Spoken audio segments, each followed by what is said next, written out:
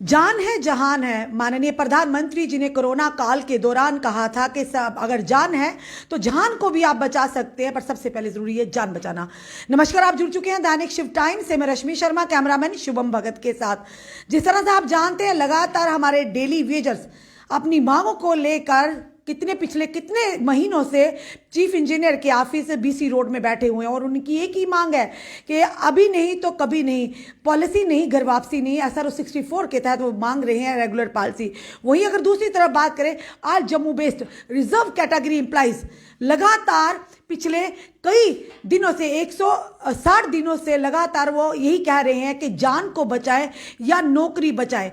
तलवार लटक रही है उनके सीने सिर पर। और साथ ही साथ कश्मीर फाइटर की तरफ से फिर से आज एक लेटर आया सुबह, जो हमने आपको बताया किस कदर वो लोग असमंजस की स्थिति है। आगे खाई पीछे कुआं, आखिर जाएं तो जाएं कहां, आखिर कहां कमियां। इसी सारे विषय पर बात करने हमारे साथ जुड़ चुके हैं सफीर चौधरी, आम आदमी पार्टी के नेता हैं। चले जानने का प्रयास करेंगे। कमेटी का गठन तो हुआ आज Jammu based reserve category employees के लिए, पर वो कमेटी इस समय है कहां? अभी तक कोई भी व्यक्ति, कमेटी का एक मेंबर भी उन लोगों से मिलने नहीं आया। तो जनाब, किस लिए कमेटी बनाई थी? क्योंकि कहते हैं अगर सरकार को आईना दिखाना हो तो विपक्ष का मजबूत होना बहुत ही जरूरी है। तभी हम जनता के मुद्दों को, आम जन के मुद्दों को प्रशासन और सरकार तक ला सकते हैं, उनकी नींद खोल सकते हैं, उन्हें जोड़ सकते हैं। चलिए बात करें। सफीर जी, सबसे पहले आपका बहुत बहुत स्वागत है। बहुत बहुत शुक्रिया लक्ष्मी जी, आपका आपने टाइम दिया जी। सफीर जी, जिस तरह से आज जम्मू बेस्ड रिजर्व कैटेगरी की बात करें, लगातार वो लोग पिछले 150 से भी ऊपर दिन हो गए हैं, 150 दिन से ऊपर लगातार यही कह रहे हैं हमें सिर्फ कंप्रीहेंसिव ट्रांसफर पॉलिसी चाहिए। और डेली वेजर कह रहे हैं हमें SRO 64 के अंतर्गत लाया जाए, उन्हें परमानेंट किया जाए। उनके लिए आज जम्मू बेस्ड रिजर्व कैटेगरी के लिए कमेटी का गठन किया, पर आज वो कमेटी कहीं नहीं दिखी। वो हिमाचल रवाना हो चुकी है। देखिए, सबसे पहले तो मैं ये बताना चाहूँगा कि भाई आज वो 155 दिन लगभग, जैसे आपने बोला कि 155 दिन से जो हैं ऑल रिजर्व कैटेगरीज वाले बच्चे जो हैं यहाँ पर बैठे हुए हैं, उसके अंदर महिलाएं हैं। अब जब आज से 7 साल पहले, 8 साल पहले, 10 साल पहले, 15 साल पहले जब उनकी अपॉइंटमेंट्स हुई थी तो वो बेचारे अनमेरिड थे। उसके बाद शादियाँ हुई।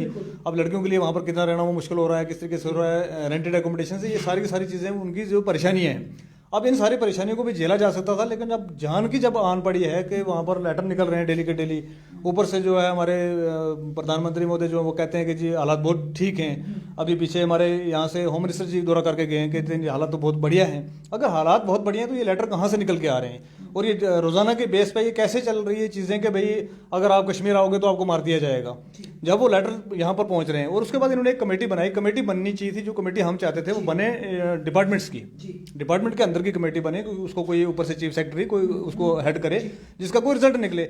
इन्होंने कमेटी बनाई, किसकी कमेटी बनाई? इन्होंने बीजेपी की पार्टी के अंदर से लीडर्स की उठा के, और उन लीडर को उठा के भेज दिया हिमाचल इलेक्शन लड़ने के लिए। एक्चुअल में ये इनका सिर्फ वही एक स्टंट रहता है इलेक्शन के लिए, और उस तरीके से करते हैं जहां तक हमें लगता नहीं है कि ये कोई मामला हल करेंगे। ये सिर्फ मैं कहता हूं कि अगर इस पर कोई ऑफिसर बैठे हैं और 4 लोग बैठ के डिस्कशन करें तो ये आधे घंटे में मामला हल हो सकता है। ये कोई बहुत बड़ा तूफान नहीं है कि भाई वो ये नहीं कह रहे हैं कि हमें यहाँ से ट्रांसफर करके पाकिस्तान भेज दो, यहाँ से ट्रांसफर करके दिल्ली ले लो हमें, ऐसा नहीं वो कह रहे हैं। वो ये कह रहे हैं कि भाई हमारी, हम जहाँ के रहने वाले हैं, जिस डिस्ट्रिक्ट के रहने वाले हैं, हम कोई पुंछ के लोग हैं, कोई रजौरी के हैं, जम्मू के हैं, उधमपुर के हैं, सांबा के हैं, इस इलाके के लोग हैं। ये SC ST OBC जो है इसी एरिया के अंदर के लोग हैं, सारे हमारे लोग हैं ये। तो इनको वहां से सिंपल सा ये करना था कि भाई 3 साल हो गए जिसको, या 5 साल का क्राइटेरिया रख लेते, 6 साल का क्राइटेरिया रख लेते, 7 साल का क्राइटेरिया रख लेते कि भाई आपने 7 साल वादी के अंदर दिए हैं, उन दहकते हुए अंगारों के अंदर अपना टाइम दिया आपने, वहां पर गोलियां चल रही थी, उन गोलियों में आपने अगर सर्व किया है तो वो भी किसी मतलब बेल्ट फोर्स के आदमी से कम नहीं है। निहत्तर रह के उन लोगों ने अगर अपनी सर्विसेज अंजाम दिए तो उनका हक बनता है कि आज 15-15 साल हो गए तो उनका एक क्राइटेरिया बना दिया, जिसने 7 साल सर्विस किया हम उसको अपने डिस्ट्रिक्ट होम डिस्ट्रिक्ट भेजेंगे। ये बहुत सिंपल था। लेकिन जो बीजेपी की गवर्नमेंट, जो ये प्रॉक्सी गवर्नमेंट जो चल रही है हमारे जम्मू कश्मीर के अंदर, इनकी नीयत ही ठीक नहीं है काम करने के लिए, और ये कभी भी वो काम नहीं करेंगे जो पब्लिक के हक में होगा, जो एम्प्लॉयज के हक में होगा, जो इन गरीब लोगों के हक में होगा, वो ऐसा काम ये करेंगे नहीं। सफीर जी, एक तो उनके सर पर परेशानी का आलम है, आगे ना पीछे जा सकते हैं, और उसके बाद उनकी सैलरी भी विदहेल्ड कर दी गई है। यानी कहा गया था कि सैलरी करवा चौथ को आ जाएंगी, दीपावली को दोनों मायूसी में गए हैं। और एक तो उनके लिए कोई ट्रांसफर पॉलिसी का फटाफट कोई ऑर्डर नहीं निकाला जा रहा, और साथ ही साथ उनकी सैलरी विदहाइड कर दीजिए, ना ही वो नौकरी पर जा पा रहे हैं, ना ही उनके पास सैलरी है। वो लोग आज इतनी इस परेशानी के आलम में हैं। और सबसे बड़ी खुशी की बात है कि उन्होंने कहा टीम का गठन हुआ है। आज टीम इलेक्शन में, हिमाचल के इलेक्शन में वादियों में घूम रहे हैं। क्या इन लोगों की जान से, जिंदगी से ज्यादा था वहां का?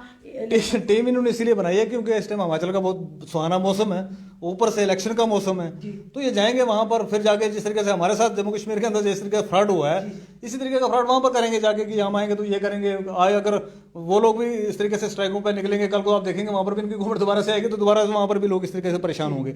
ये सिर्फ भाजपा का एक तरीका है परेशान करने के लिए। भाजपा सिर्फ इसलिए जानी जाती है कि वो इलेक्शन में तैयार रहती है, कुछ भी करके अपने विरोधियों को हराती है, वो उसमें साम दान भेद सब लगा देते हैं। लेकिन सिर्फ इलेक्शन कंटेस्ट करने से या वो करने से नहीं होता, लोगों के काम भी करने पड़ते हैं। और हमारी आपकी विसात से मेरी रिक्वेस्ट है, मैं बहुत बार पहले भी इंटरव्यू कर चुका हूँ, प्रेस कॉन्फ्रेंसेस कर चुका हूँ कि भाई हमारे बच्चों का कोई कसूर नहीं है, कम से कम इनके खून पे सियासत ना की जाए।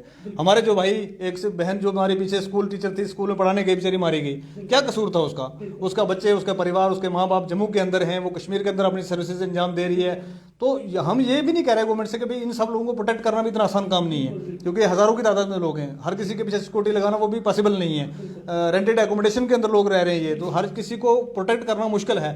लेकिन कम से कम उनके लिए कंप्रिहेंसिव पॉलिसी बनाने में आपको क्या तकलीफ है भाई, वो तो बनाओ। अगर उसके लिए मेरी आपकी वजह से एक और चीज मैं आगे कहना चाहूंगा, अगर इनके पास वो एक भी लायक आदमी नहीं है जो इनके लिए पॉलिसी बना सके, तो ये इनमें से बहुत सारे टीचर्स लोग हैं, इनमें से बहुत सारे टीचर हैं, कोई 4 टीचर बनाए वो पॉलिसी खुद ही ड्राफ्ट कर देंगे। मेरे को लग रहा है एलजी एडमिनिस्ट्रेशन के पास कोई लायक आदमी बचा नहीं है कि जो वो एक ड्राफ्ट बना दे छोटा सा कि इन बच्चों के क्या करना है इनका।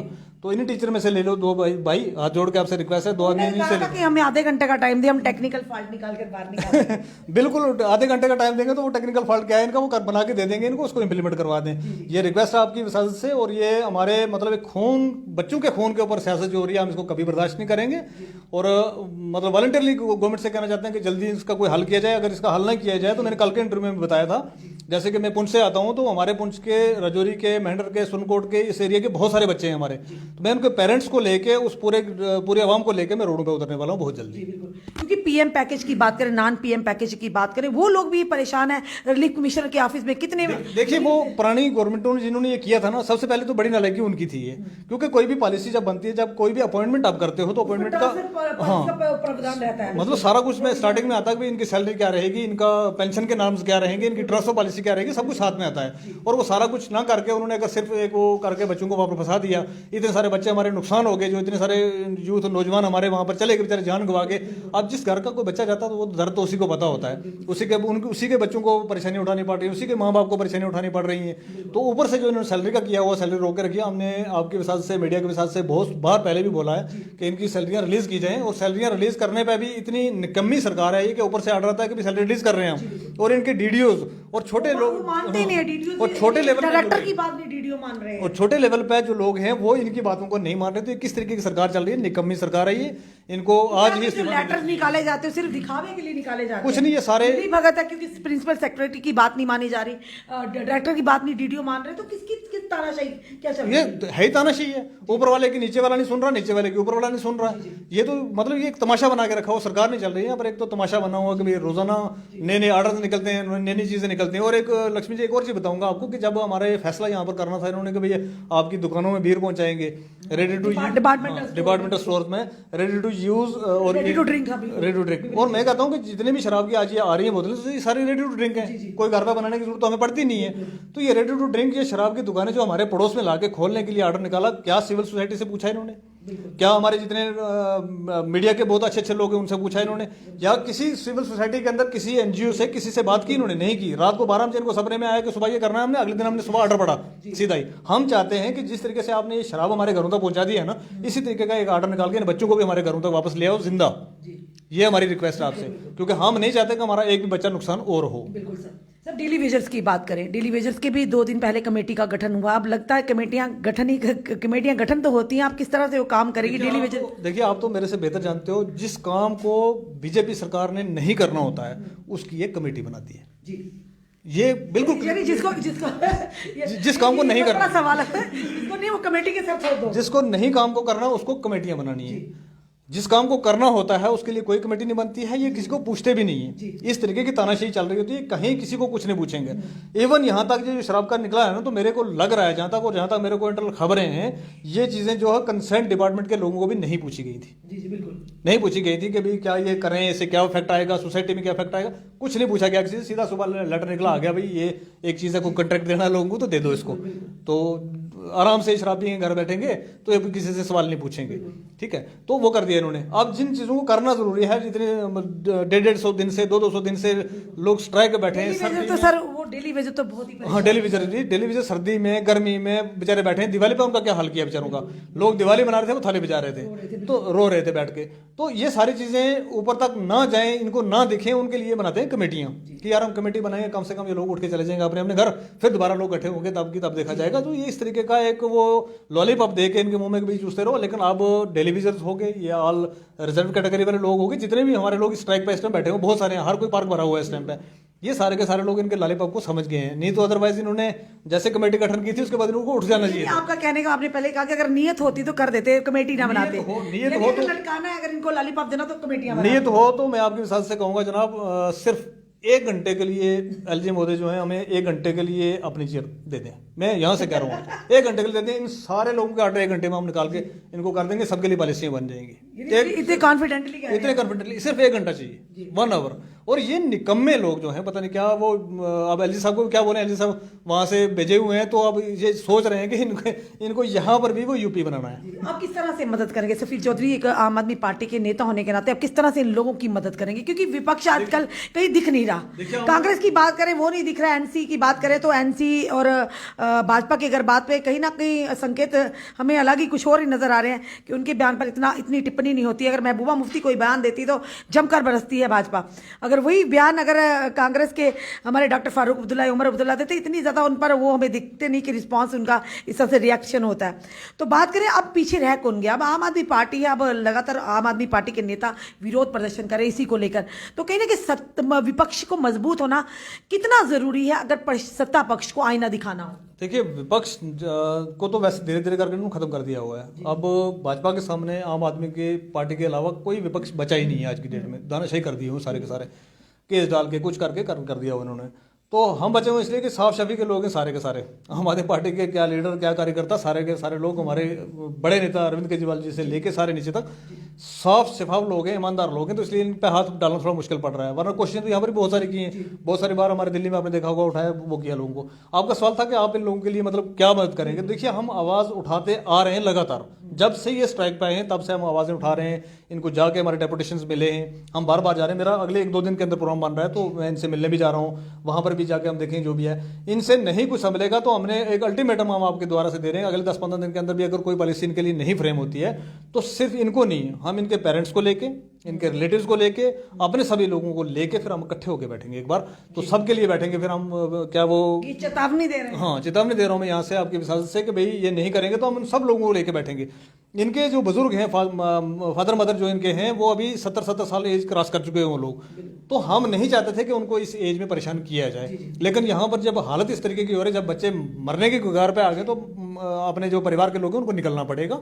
तो मैं इन सब लोगों को लेके निकलूंगा और जरूर पुंछ से लेके निकलूंगा। हम पूरा रोडों को ब्लॉक करेंगे। मेरे को लगता है कि पुंछ से लेके हमें आगे जम्मू के सारे डिस्ट्रिक्ट तक सारे हाईवे ब्लॉक करना पड़ेगा, तब जाके कहीं हमारी सुनवाई होगी। क्योंकि वो ऑर्डर टाइप करने के लिए 4 लाइनें लिखनी है इनको कि इस क्राइटेरिया के अंदर जो लोग आएंगे उनको हम ट्रांसफर पॉलिसी देंगे। वो 4 लाइन लिखने वाला लायक आदमी इनके पास, पढ़ा लिखा आदमी गवर्नमेंट के पास नहीं है इस टाइम पे। मैं तो ये समझ रहा हूँ। धन्यवाद सफीर जी, बहुत बहुत शुक्रिया। दर्शक, ये थे हमारे साथ सफीर चौधरी जो आम आदमी पार्टी के वरिष्ठ नेता है। साफ तौर पर इन्होंने कहा कि भाजपा के पास ऐसा या एलजी के पास ऐसा कोई काबिल व्यक्ति नहीं है जो इनकी परेशानी के लिए कोई ऐसा आदेश निकाले। और साथ ही साथ इन्होंने एक चेतावनी भी दी है कि अगले आने वाले 15 दिनों में अगर आज Jammu based reserve category, PM package, non PM package के एम्प्लॉइज है, अगर उनके लिए कोई पॉलिसी, ट्रांसफर पॉलिसी का प्रावधान या कोई आदेश नहीं निकाला गया या डेली वेजेस का मसला हल नहीं किया गया, तो माता पिता के साथ पूरी परिवार को लेकर हर सड़क को वो बंद करेंगे, हर रोड को बंद करेंगे, तब जाके कहीं ना कहीं सरकार को ले। बार बार हम यही कहते हैं कि सत्ता पक्ष को आईना दिखाने के लिए विपक्ष का होना बहुत ही जरूरी है।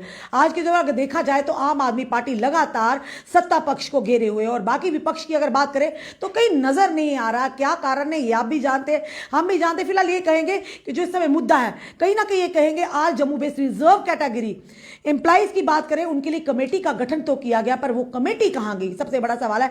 क्या कमेटी या एक छल्लावा, ये भी कहेंगे। और अब 2 दिन पहले की अगर बात करें, डेली वेजेस के लिए भी कमेटी का गठन किया गया और जिस तरह से सफीर चौधरी जी ने कहा कि भाजपा उसी के लिए कमेटी का गठन करती जिसका काम नहीं करना होता और जो काम करना होता वो रातों रात आदेश फरमान जारी कर देते हैं। चलिए देखते हैं सफीर चौधरी जी का कहना है कितना सही है कि वाकया कमेटियां सिर्फ छलावा है कि होना कुछ नहीं। ग्राउंड लेवल पर सवाल बढ़ाइए कि आखिर वो लोग कहां जाए जो पिछले 150 दिनों से लगातार गर्मी में, धूप में, उमस में, अब तो ठंड भी शुरू हो चुकी है, अपने अधिकार की मांग कर रहे हैं। जनता का क्या कहना है इस वीडियो को देखना, अपने कमेंट, अपने सुझाव जरूर दीजिए। इस वीडियो को जितना हो सके शेयर कीजिए, क्योंकि आज डेली वेजर्स वो हैं, कल को आपका अपना भी कोई इस जगह पर होता। अगर आज जम्मू बेस्ड रिजर्व कैटेगरी में आज दूसरे लोगों के परिवारों के सदस्य वहां पर बैठे हो, कल को आपका अपना भी होता। तो इसलिए मिलकर आवाज उठाइए। में भी आने वाले समय में सरकार कोई ना कोई फैसला जल्द से जल्द लेकर आए जो पॉजिटिव हो। इस वीडियो को जितना हो सके शेयर कीजिए। जुड़े रहिए ऐसे हमारे साथ अगले अपडेट के लिए। जय हिंद, जय भारत।